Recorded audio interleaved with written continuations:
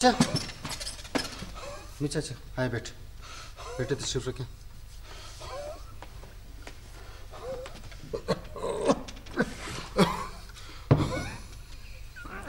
चाचा पानी पिए।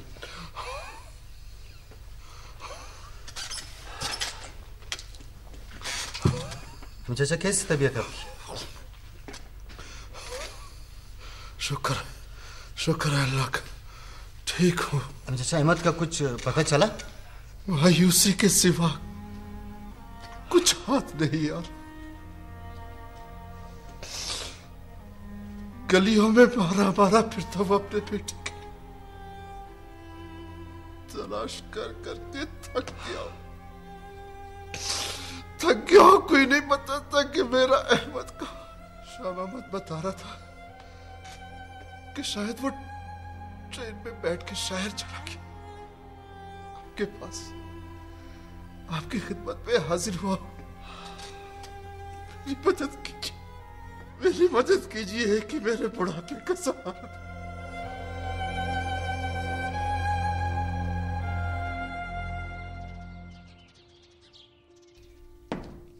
बच्चों, जब मुझे हमीद चाचा ने बताया कि कोयले की कान में धमाका हुआ है तो मेरे पांव तले से एकदम जमीन ही निकल गई। मम्मा जानी, आपको पता है हम सब ने मिलकर कोयले की कान से जख्मियों को निकाला और जल्दी से डॉक्टर अंकल को इत्तला दी। यही तो वो हालात होते हैं मेरे बच्चों, जिसमें हौसला, सब्र और हिम्मत और बर्दाश्त से काम लेना चाहिए। घबराना बिल्कुल नहीं चाहिए। मम्मा जानी, यही तो आपने हमें सिखाया है और इंशाल्लाह हम इसी पर अमल भी करते रहेंगे। आज मैं बहुत खुश हूँ कि तुम लोगों ने मेरा सर फख्र से बुलंद कर दिया।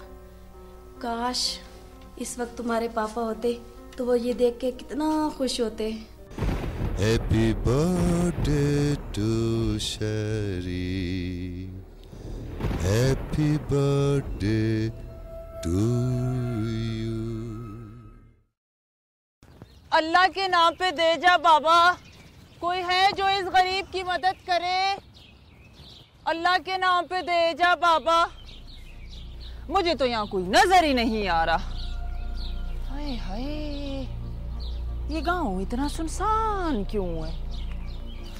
ओ भाई मेरी बात सुन लो। जाओ माफ करो। हाय हाय, मैं कौन सा भीख मांग रही हूँ? भीख नहीं देनी तो ना सही, कम से कम बात तो सुन लो मेरी। बोलो क्या बात है, हिसाब किताब करके।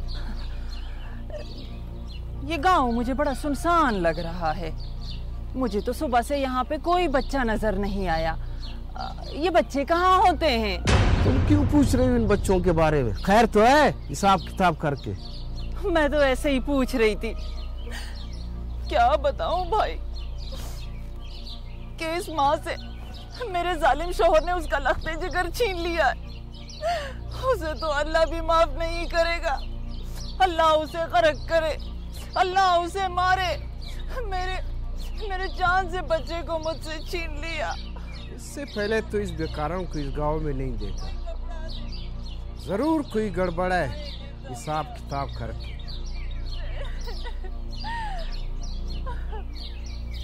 कहीं इस मुंशी ने मुझे पहचान तो नहीं लिया? नहीं, कैसे पहचानेंगे? मैं इतना खूबसूरत गेटअप जो कर लेती हूँ।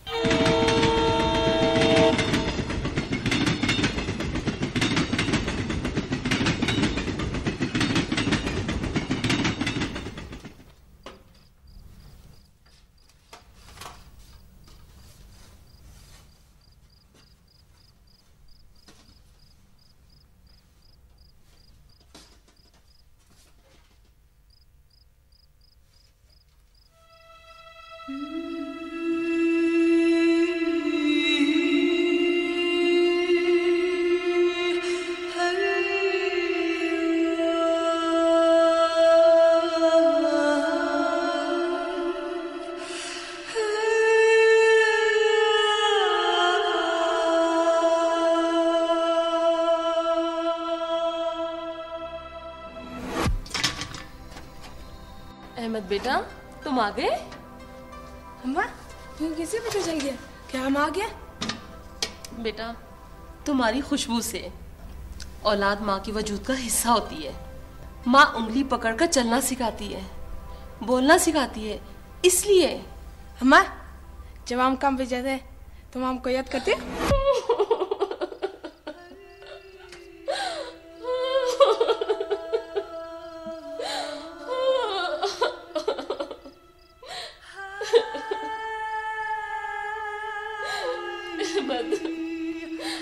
मेरे बेटा तुम कहाँ हो? आ जाओ, तुम्हारी माँ बहुत बेकरार है तुम्हारे लिए। आ जाओ अहमद, आ जाओ अहमद।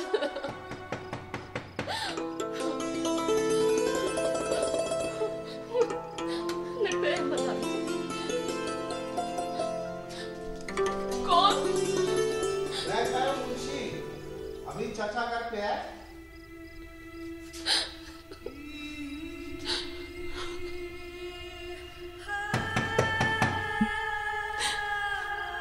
चाचा घर पे है? नहीं है।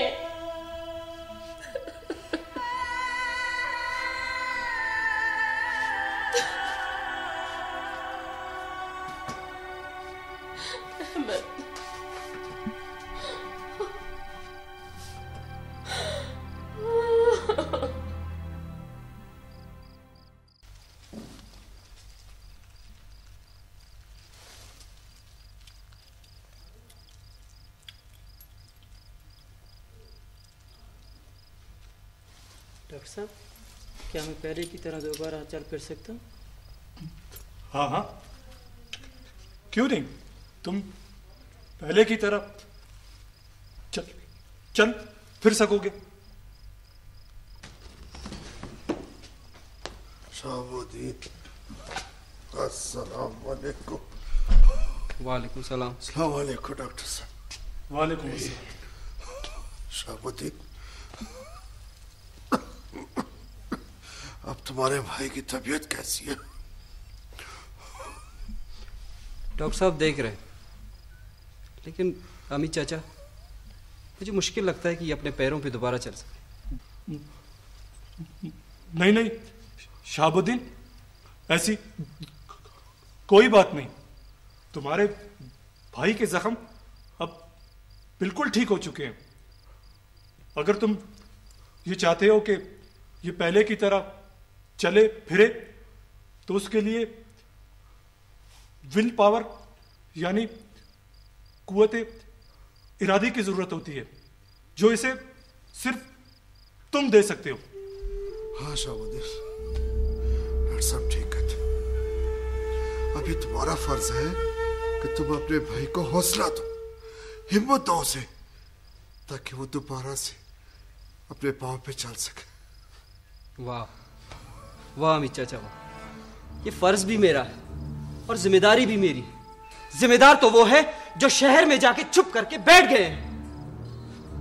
आपको पता है डॉक्टर साहब, जिस दिन कान में धमाका हुआ उस दिन वो आरामखोर ठेकेदार बैठ के लिस्टें बना रहा था। कितनों के पैर टूटे हैं, कितनों के हाथ टूटे हैं और कितने मर गए हैं। अगर ये ठेकेदार 2 दिन तक पैसा लेकर नहीं आया तो मैं कोयला कान में काम बंद करवा दूंगा। शाहबुद्दीन, पागल मत बनो। अगर तुम कोयला कान में काम बंद करवा दोगे तो कभी तुमने सोचा है कि गांव के गरीब लोग 2 वक्त की रोटी कहां से खाएंगे? तो क्या करें हम डॉक्टर साहब, क्या करें? आप ही बताओ, हम क्या करें? हाथ पे हाथ रख के बैठे और उस जालिम ठेकेदार के जुल्म सहते रहे? क्या करें हम? देखो शाहबुद्दीन, अगर मसला सिर्फ ठेकेदार का है तो या तो वो ठीक हो जाएगा या फिर हमेशा के लिए उसे ये गांव छोड़ना पड़ेगा।